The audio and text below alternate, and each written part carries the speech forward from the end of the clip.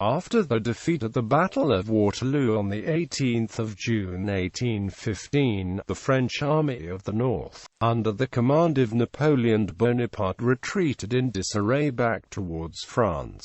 As agreed by the two 7th Coalition Commanders-in-Chief, the Duke of Wellington, commander of the Anglo-allied army, and Prince Blücher, commander of the Prussian army, the French were to be closely pursued by units of the Prussian army. During the following week, although the remnants of the main French army were joined by the undefeated right wing of the Army of the North, the French were not given time to reorganize by the coalition generals, and they steadily retreated towards Paris. By the end Saturday the 24th of June, the French who had fought at Waterloo were at Laon under the command of Marshal Soult, while those of the right wing who had fought at the simultaneous Battle of Wavre under the command of Marshal Grouchy were at Rethel. The Prussians were in and around Issonville-Berneville, with Blücher's headquarters were at Hannapes, and the Anglo-allies were in the vicinity of Cambrai, Engelfontaine, and Le Cateau-Cambrésis, which is where Wellington had his headquarters.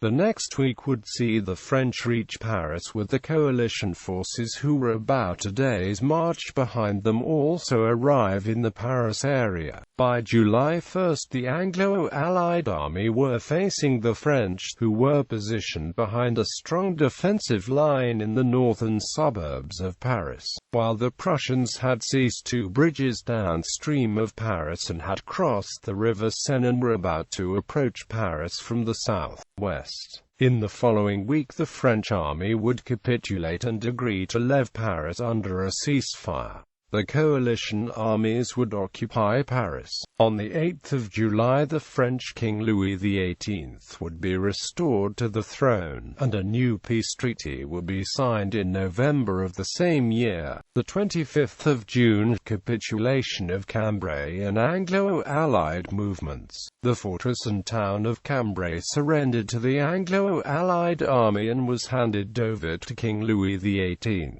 The main body of the Anglo-allied army advanced to Joncourt. The 4th Division continued at Cambrai and the reserve moved on to Moretz. Prussian movements. The Prussian First Corps marched on this day from Guise to Cerzy, on the road from Saint-Quentin to La Fère. Its vanguard pushed on to Fargniers, near La Fère. An officer and 30 dragoons were detached across the river west to cut off the communication between this fortress and Laon, by which means the investment of the place was effected. Along the right bank of the Oise, La Fère was protected by inundations, and no favorable points presented themselves for the establishment of batteries. On this account, preparations were made in the night to cross the river below the place, and gain the heights which command the fortress on the Laon side. During the march of the vanguard, Major General Jagow, who commanded it, sent a detachment of the 1st Silesian Hussars to Chauny, which communicated by its left, through Saint-Gobain, with Captain Goshetsky in Crepy, and by its left, with the outpost at Jussy of the vanguard of the 4th Corps. The parties detached on the previous day to Crepy, Pont-a-Bussy, and along the river Seine were now called in. The Prussian 3rd Corps marched from Neuville to Homblières and its vicinity. Two of its brigades occupied passages across the Oise, namely, the 9th at Orony, and the 12th at Neuville. The 11th Brigade bivouacked at Marcy, and the 10th at Homblières and Mesnil-Saint-Laurent. The detachments sent out from this corps on the previous day towards the road leading from Charleville-Mézières to Laon, brought in word that at 11 o'clock on the 24th of June, the French troops had abandoned Aubenton, and marched off to Montcornet. Also that Grouchy's army had reached Rocroi on the 23rd of June, and Rethel on the 24th of June, and it was presumed that his next march was to be on Soissons. On the receipt of this intelligence, these detachments were drawn back. and their observation limited to the ground nearest to the left bank of the Oise. The vanguard of the Prussian Fourth Corps was closely followed by the reserve cavalry, and all these troops were placed under the command of Prince William of Prussia. The cavalry marched along the road leading to Chauny, as far as Montescourt, where it bivouacked. The main body of the corps reached Essonnes-le-Grand. Politics and Blücher military plans at Saint-Quentin. Blücher received a letter from Laon addressed to the coalition commanders by the French commissioners sent from the two chambers of the French National Assembly, in which they communicated the fact of Napoleon's abdication, and of the elevation of his son to the throne, and stated that they had been deputed by the provisional government to negotiate an armistice. To this Blücher replied verbally by an aide-de-camp that he would suspend hostilities on arriving at Paris, provided Bonaparte was given up to him, and several fortresses on the frontiers delivered up as sureties, and provided, also, that the Duke of Wellington should agree to what might be proposed. According to the accounts which were this day received from Lieutenant Colonel Schmiedeberg, it was presumed that the French were still at Laon. The reports from the detachments of the Third Corps also confirmed this view, and intimated that Grouchy's troops were yet 2 marches distant from Laon. This intelligence, combined with the attempts made by the French to induce the coalition generals to enter into negotiations, clearly showed the importance of endeavoring, by means of a forced march, to gain the passages of the Oise, and then to intercept the French line of retreat by Soissons upon Paris. In the night of the 25th of June, however, information was received that the French army had marched from Laon to Soissons, a fact from which it was naturally concluded that the French were no longer deceived as to the advance of the Prussians towards Laon, and that the French were therefore bent upon effecting a further retreat, or perhaps even of anticipating the Prussian movements towards the Oise and detaching a blocking force towards Compiègne. Hence, not a moment was now to be lost by the Prussians in securing the points of passage, particularly that at Compiègne. Blücher decided upon moving his left column on Compiègne, and his right column upon Pont Saint-Maxence, the latter to secure the passage both at this place and at Creil lower down the Oise. French movements. Marshal Soult, who had been indefatigable in collecting at Laon the remains of the defeated portion of the French army, marched the latter, on the 25th of June, to Soissons, where it was to be joined by the force under the command of Marshal Grouchy.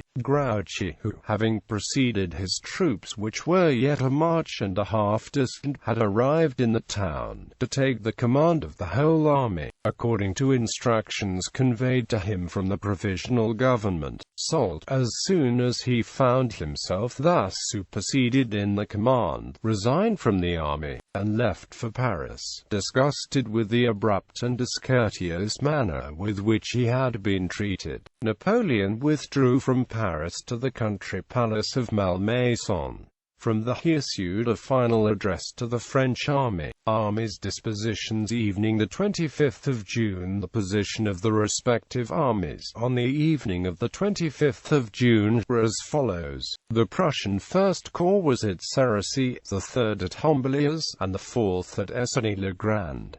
Blücher's headquarters were at Saint-Quentin. The Anglo-allied army, the vanguard, 6th Brigade, was at Cressaux, near Saint-Quentin. The 2nd Division, the Nassau troops, and the British cavalry were encamped in the vicinity of Joncourt. The 1st and 3rd Divisions, the Dutch-Belgian infantry attached to the First Corps, and the Dutch-Belgian cavalry, were encamped near Seraing and Prémont. The 4th Division, with Grant's light cavalry brigade, was at Cambrai. The 5th and 6th Divisions, the Brunswick infantry and cavalry, and the reserve artillery, were encamped at, and in the vicinity of Moretz. Wellington's headquarters were at Joncourt. The right wing of the French army, led by Vandamme, was at Reims, the left, with Grouchy, at Soissons. The 26th of June. Wellington's army. On the 26th of June, Wellington marched the main body of his army to Vermand and its vicinity. Surrender of Péronne. Major General Sir John Byng, who was now in command of Anglo-allied First Corps, having heard, on passing Vermand, that Wellington was there, immediately visited Wellington. On receiving him, Wellington said, "You are the very person I wish to see. I want you to take Péronne. You may as well take with you a brigade of guards, and a Dutch-Belgian brigade. I shall be there almost as soon as yourself." Byng proceeded to carry out his orders and issued his own for 1st Brigade, and a Dutch-Belgian brigade of Chassés division attached to his corps, to proceed towards Péronne. Wellington, on reaching Péronne just as those troops arrived there, summoned the garrison to surrender, and then proceeded, in person, to reconnoitre that fortress. Perceiving the possibility of taking it by storm, gave orders to prepare for an assault. Wellington then directed the attack to be made upon the hornwork which covered the suburb on the left of the Somme. Lieutenant Colonel Lord Soult immediately led on the light troops of Maitland's brigade, stormed, and carried the outwork, with but little loss, on observing which Wellington, being satisfied the place would prove an easy capture, returned to Vermand. Some pieces of Dutch artillery were now brought into the hornwork, and a cannonade was opened upon the town, but the fire kept up on both sides was trifling, and of short duration, for Byng having sent forward his acting assistant quartermaster general, Lieutenant Colonel James Stanhope, with a white flag. The civil authorities interfered, and urged the garrison to capitulate, whereupon the maiden fortress of Péronne surrendered on the condition that its defenders, some 1,500 National Guard, should lay down their arms, and be allowed to repair to their homes. Major General Byng, on returning to Vermand, to report the capture of the fortress to Wellington, met the Dutch-Belgian brigade, which had been ordered to move to Péronne at the same time as the Guards, about halfway towards that place. Other movements. The 4th Division rejoined the main body of Wellington's army, as Cambrai had been handed over to the troops of the King of France, under the Charles, Duke of Berry. The reserve moved on to Bellecourt and Belle-Église. Wellington's reply to the French commissioners: no suspension of hostilities. Upon returning in the night to his headquarters at Vermand, Wellington found a note from Blücher, forwarding to him the letter had received the French commissioners on the 25th of June, and to which Wellington replied immediately that he could not consent to the suspension of hostilities until the French army laid down its arms. Blücher's army. For the moment that Blücher had become aware of the retirement of the French troops from Laon upon Soissons, he was most anxious to secure the passage across the Oise at Compiègne, Verberie, Pont Saint-Maxence, and Creil. In the middle of the night of the 25th of June, Blücher therefore sent an order for the vanguard of the Prussian First Corps to proceed on the following day, from Fargnèse by forced march, as far as Compiègne. In the afternoon of the 26th of June, the corps reached Noyon, where it halted for a rest, having marched 24 kilometers, and having nearly an equal distance before it to Compiègne. The 12-pounder battery and the 4 10-pounder howitzers which had been attached to this vanguard were, by Ziethen's order, left under the protection of a battalion, to be employed with the 1st Brigade, which was directed to make an attempt upon the fortress of La Fère. The vanguard, after having sent on a squadron of the 1st Silesian Hussars, under Major Rethel, to Compiègne, with orders to push forward a detachment thence upon the road to Soissons, resumed its march in the evening. It was still in movement about midnight on the 26th of June, when Major General Jagat received a communication from the front that Major Rethel had, with his squadron, entered Compiègne at 2000, and had learned from the mayor that a French corps was on the march from Soissons to that town, in which it had already bespoken 10,000 4,000 rations. Jagow immediately communicated this important information to Zieten and ordered his troops, after another short but indispensable halt, to continue the toilsome march.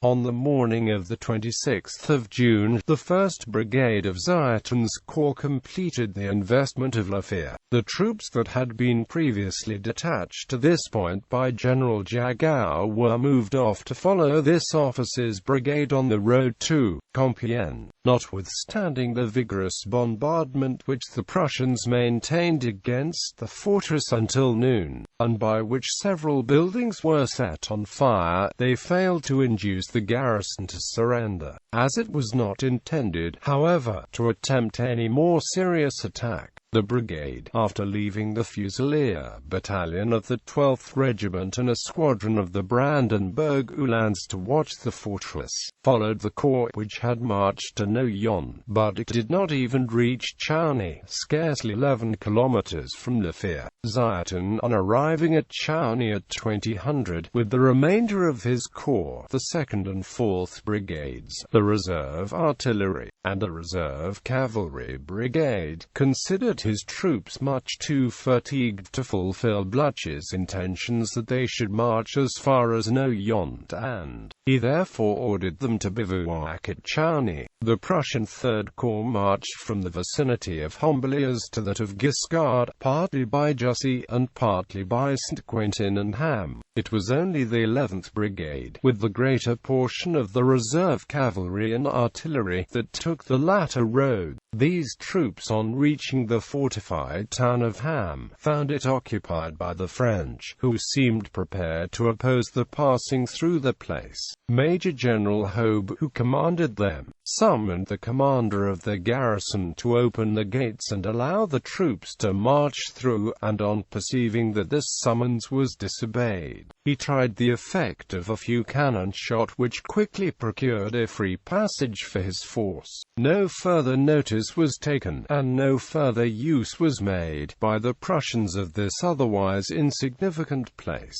A detachment of the reserve cavalry of this corps was sent to Chauny, from which it pushed forward a small party along the road towards Soissons, which the latter pursued until on arriving at about 4.8 kilometers beyond Coucy, it came upon French outpost, consisting of a regiment of dragoons and a battalion of infantry. The 4th Corps was also required to make a forced march on the 26th of June, namely, from Messany-le-Grand as far as Lassigny, and its vanguard was to reach Gournay-sur-Gironde, and thence push forward detachments to Clermont, Creil, and Pont-Saint-Maxence, for the purpose of securing and examining the bridges across the river Oise, and of preparing all that was requisite for effecting a passage for the troops. Bülow, in his brigade orders, drew the attention of his troops to the necessity which had arisen for those forced marches on the part of the Prussian army with a view to obtain a decisive result. The vanguard started at 4 o'clock from Jussy and proceeded by Lassigny to Gournay-sur-Gironde, situated upon the road from Péronne to Pont-Saint-Maxence, but the detachments which it sent thence towards Clermont, Creil, Pont-Saint-Maxence, and Verberie, did not reach those places until the following day. The reserve artillery of the 4th Corps commenced its march at 5 o'clock, following the vanguard, and reached Bresson-sur-Matz late in the evening, where it bivouacked, as did also, subsequently, the main body of the corps, after a march of about 40 kilometers.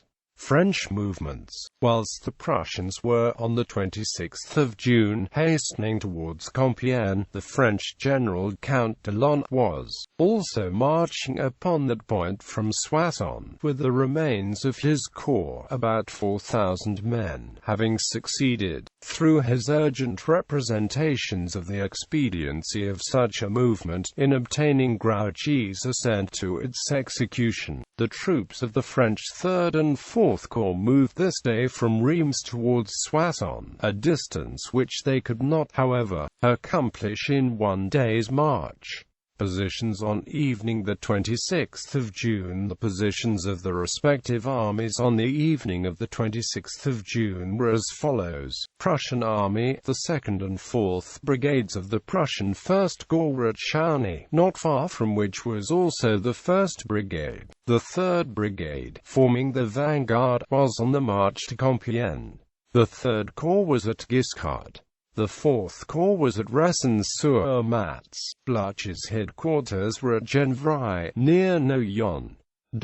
Anglo-allied army. The vanguard, 6th Cavalry Brigade, was at Matigny, near the Somme, having its pickets on that river. The 2nd Division, the Nassau troops, and the British cavalry were encamped near Beauvoir en Vermandois and Lanchy. The 1st and 3rd Divisions, the Dutch-Belgian infantry attached to the 1st Corps, and the Dutch-Belgian cavalry, were encamped near Caulaincourt and Trefcon.